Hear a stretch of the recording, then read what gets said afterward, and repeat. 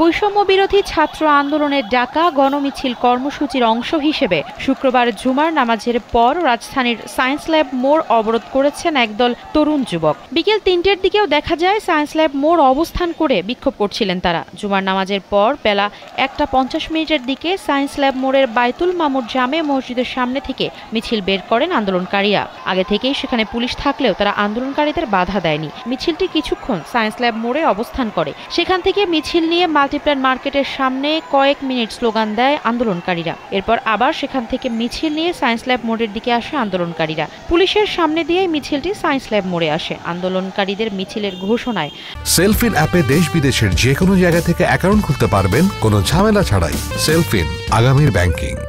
আজ জুমার নামাজের আগে থেকেই সায়েন্স ল্যাব এলাকায় পুলিশের গাড়ি ও সাজোয়া যানের অবস্থান দেখা যায়। ধানমন্ডির স্টার হোটেলের সামনে দেখা যায় বিজিবির একটি গাড়ি।